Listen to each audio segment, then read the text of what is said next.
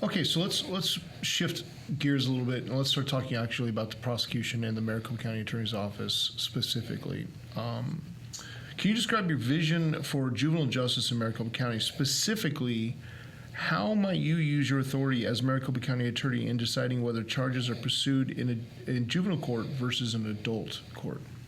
So this is part of the culture change that I'm talking about bringing about, right? What is the harm that occurred here, and what is the just result?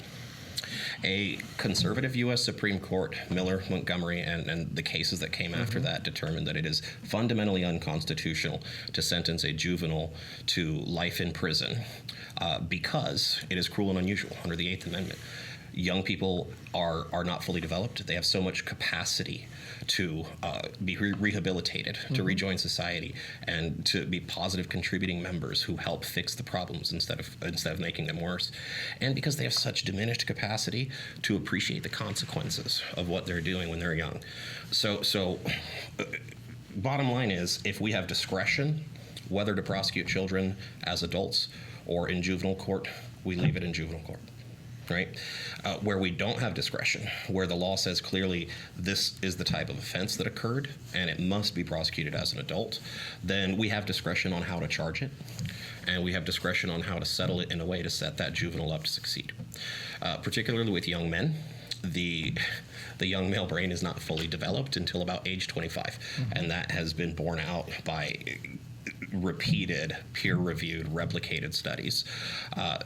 Yet at our county attorney's office right now, the current interim appointee is doubling down on efforts to undermine that science so that they can continue sending juveniles to prison for longer rather than setting them up to succeed.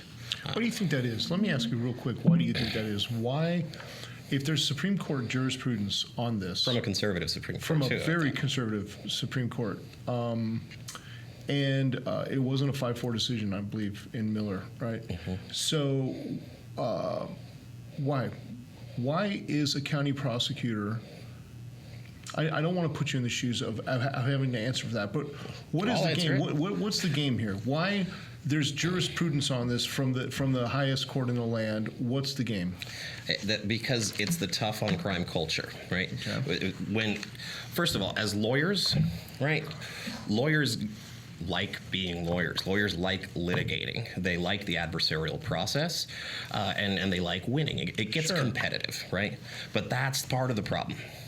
When you represent everybody, you need to do what's in everyone's best interest. Being a minister of justice means you can strike hard blows, but never foul ones, right? So the culture problem of the tough on crime era still exists in that office today, and the hyper adversarial nature of just litigation and the way that gets exacerbated and exponentially spun up because of the tough on crime culture leads to that. It leads to us looking at a case where we have a juvenile who is involved in a very serious offense and going, that's a criminal, that's a gang member, that person is an other and they have no value to add. In fact, I think they're going to be dangerous forever, and so let's send them to prison.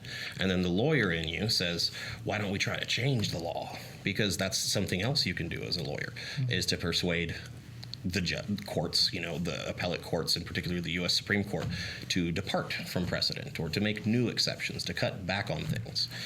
That's also why we have slowly been losing our Fourth Amendment rights. Prosecutors keep litigating exceptions to the exclusionary rule over and over and over. And so it's all part of the same thing. It's cyclical. It's part of the culture problem that we need to change. Okay, so let's stay with juveniles for a moment. There's a disproportionate number of juveniles of color involved in the juvenile justice system. What policies would you put into place to ensure fair and unbiased use of prosecutorial discretion in juvenile court? So we need to stop politicizing our justice system, and we need to repair the divide between our law enforcement agencies and our communities of color. I think holding government accountable is one of the ways that we accomplish that. I also think, I mentioned before, we can build structural walls to help reduce implicit bias that's baked into the system. Fundamentally, the school to prison pipeline is fed by the fact that we view young black and brown men and women differently. They are otherized, and that they are perceived as more adult or more dangerous than they are at their age. So we need to work with our schools to get rid of this system of over-criminalizing and over-policing our youth with resource officers. Jeannie Castine, who's running for Maricopa County Superintendent, understands this very well, and I'm looking forward to partnering with her once we win these elections to do that. But that's not strictly speaking within the role of the county attorney. Right. I can help with that, but that's something we need smart government officials across the table to understand, to help redress. At the county attorney's office, in general, with relationships between our communities of color and law enforcement, the structural change that I'm going to implement is to create a division to handle all submittals from law enforcement agency that is separate from the charging attorney. Now, it's not a division of attorneys. I mean, paralegals and investigators who can pull all the submittals, do all of the background investigation that you need to make decisions in cases, and then redact the names. And anything that identifies somebody's ethnicity or background in that way, and replace it with something very mundane like suspect, right? And what that's going to do is it's going to force us not to default to the implicit biases that are baked into the system. And on the back end, with the transparency that we're going to bring to that office, when you see us do that, you're going to see, I think, the numbers are here at the beginning, and then after we do that, the numbers are kind of a little more balanced out. That's not going to fix the problem by itself, but it's one big contributing factor. I'm also working really, really hard with our community organizations, our grassroots organizations who have been most impacted by the current system that we've been living under for the last several decades, to earn their trust.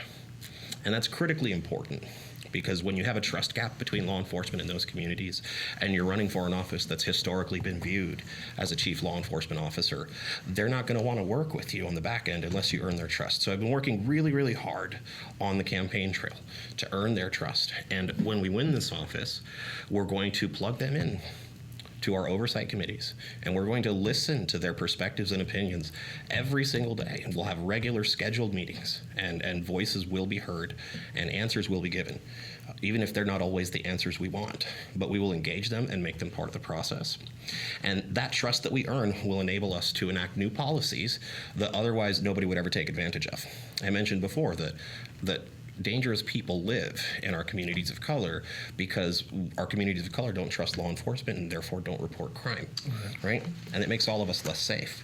So we can use those AZ Post certified officers at the county attorney's office to petition the federal government for witness cooperation visas, for crime victim visas, and keep control over how we define cooperation, rather than leaving that in the hands of law enforcement agencies, where it really shouldn't be, because they're not the lawyers behind these cases. So we can keep control of that, and then we can promise our immigrant communities that if someone hurts you, or if you see someone hurt someone else, you do not have to be afraid of court. Court will be here as a safe place for you. But nobody will accept that. Anyone can implement that policy. I give it freely to any of my adversaries. Try it. But they're not going to take advantage of it unless you earn the trust of those communities first. And that's what I'm working hard to do now.